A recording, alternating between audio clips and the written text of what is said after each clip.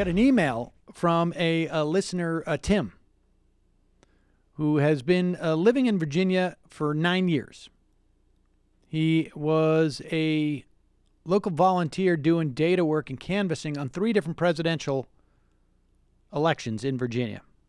He said, however, this is the first year I've ever received a call on an off-year election by the contestants to host volunteers and volunteer as a canvasser, etc. This was an activated base that worked, and the contestants worked with us. We hosted a Pariolo volunteer for a month, and when he lost, we decided to work with Northam. By June, Northam had paid organizers in Norfolk, his hometown. One of them had worked with the Clinton campaign, and we had worked with her in 2016. While she was from Richmond, she understood the local territory of Norfolk. They got volunteers organized by July. By August, people were doing local data entry. He says, this sounds pretty pedestrian, but we had never seen anything like this for a gubernatorial campaign by Dems in Virginia, and this was our 3rd. By early September, the Dems had passed the 1 million doors knocked mark, and it kept rolling from there.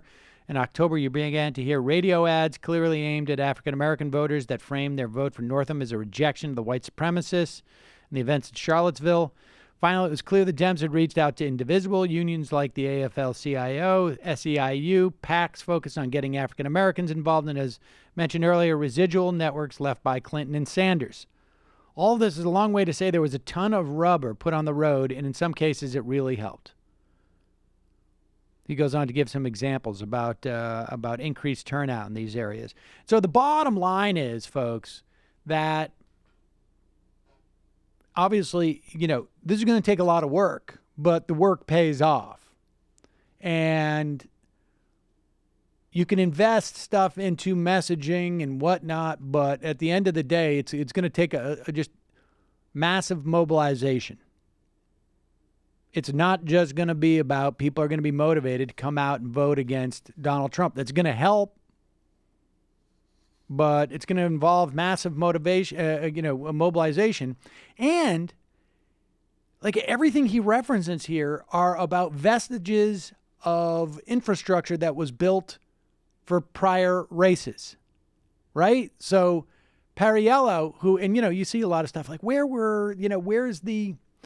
somebody responded to, I retweeted Dave Weigel's point about saying this was not about, Northam being moderate. In Virginia, he was considered to be the most liberal governor candidate that we've had in generations. And someone wrote back to me, no, not true. They want to pick a fight about Bernie Sanders, Bernie Bros, whatever. Tom Pariello, by everyone's account, who ran against Northam, was, if you could point to a single individual outside of Northam himself, obviously, maybe even more so, that helped, went above and beyond to get him elected, Tom Pariello was that guy. And in addition, the infrastructure, there's a good example. The infrastructure that Pariello created was then just ported over to Northam. And part of that infrastructure came from Bernie and Clinton before then. And so, it's really hard to look to Virginia and come away with anything other than what wins elections are people being engaged. Hi, folks. Sam Seder here. We still need your help on our Patreon page. YouTube ads have come back, but not nearly as much as we had before. So if you can help us out, any little bit helps. Head over to our Patreon page right at this URL, and you'll help us keep helping you by making videos